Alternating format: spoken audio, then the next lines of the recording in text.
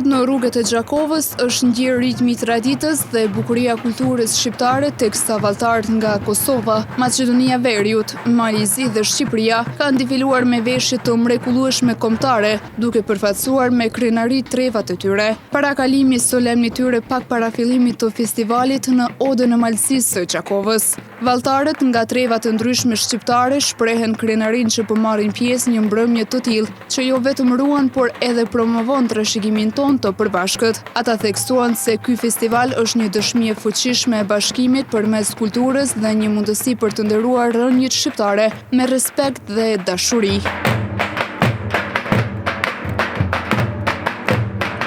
Festivali në Odë Malësisë Gjakovës është një krenari, është një emocion i veçantë për arsye se jemi duke u paraqit me grupin tonë të qytetit tonë Shtimës, me një trup të mrekullueshëm artistike si dhe me orkestrinën e ansamblit tonë. Kështu që po besoj që do të kalojnë mirë, do të jetë një festival i paharrueshëm. Unë kam vesh kostumin e motiveve, do të thonë, në kaona e Karadokut, kurse kolegë tjerë do të thonë janë, do të thonë, ka motivet e anës Karadokut. Gjithsesi, vajzat pak nga Malësia Gjakovës, kështu pak e kena bo një lloj miksit kostume për arsye se kena më paraqit me disa valle e me disa këngë. Jemi nga Shoqëria Kulturore Artistike Zëri Llapushës, komuna e Malishevës.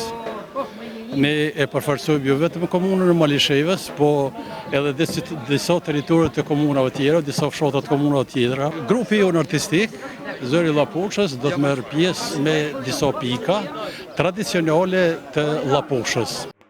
Në fund, atmosfera e krijuar në Gjakovë dëshmoi edhe një herë se tradita shqiptare është e gjallë, e fuqishme dhe mbetet urlidhëse mes shqiptarëve kudo që janë.